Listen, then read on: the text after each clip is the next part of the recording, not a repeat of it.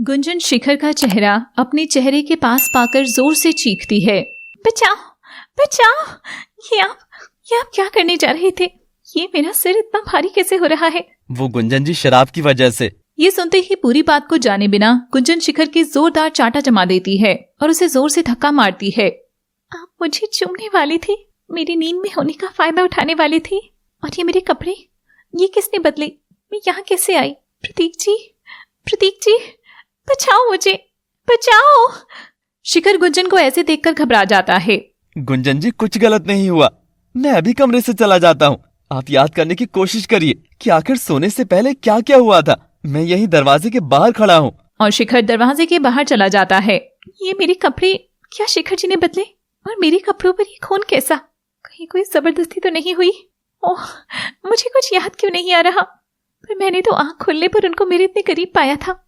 माँ, ये मेरा सिर इतना भारी क्यों लग रहा है? गुंजन को तभी ड्रेसिंग का टूटा कांच नजर आता है। वो उठकर जाने लगती है तो उसकी टांगों में भयंकर दर्द होता है, क्योंकि वह सीढ़ियों से गिरी थी। मगर गुंजन किसी भी कीमत पर अपने ससुराल वालों के लिए खराब नहीं सोच सकती थी, इसलिए वो आंखों देखे पर विश्वास करती है और अपनी एक कहानी बना लेती है। मैं समझ गई, कल रात को क्या हुआ था, मैं सब जान गई। याद आ गया मुझे आखिरी चीज याद है कि मैं नीचे खड़ी थी, तभी पीछे से आकर शिखर जी ने मुझे गले लगा लिया था। उसके बाद शायद वो मुझे सीढ़ियों में जबरदस्ती पकड़ कर लाए होंगे, कमरे में लाकर मुझे बेड पर फेंक दिया होगा। ए लड़की चल, बड़ी मुश्किल से तो हाथ लगी है, ऐसे में भी तुझे छोड़ दूंगा क्या? प्रैंक कॉल के बदले में मुझे इतने दिन से एटीट्यूड दिखा रही है। अब आई ना बेलगाम घोड़ी मेरे काबू में।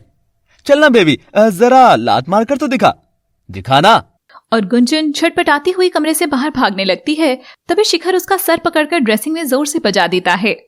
मेरा सिर, छोड़ दो मुझे। चुपचाप अपने कपड़े खोल, वरना मैं नहीं।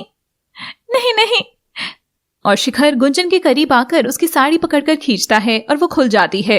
गुंजन चीखे जा रही थी। बचाओ मुझे प्रतीक जी, माँ जी, चंचल, कोई तो बचाओ। अरे कोई नहीं है क्या यहाँ? सबके सब हैवान हैं, सारे मर्द हैवान हैं, सब मुझे मेरी मर्जी के बिना छूते हैं। नफरत है मुझे सबसे। मत छूना, तुम्हारी ये खरोच मेरी आत्मा पर लगती है। मुझे किसी मर्द की चोट नहीं बर्दाश्त, किसी की भी नहीं।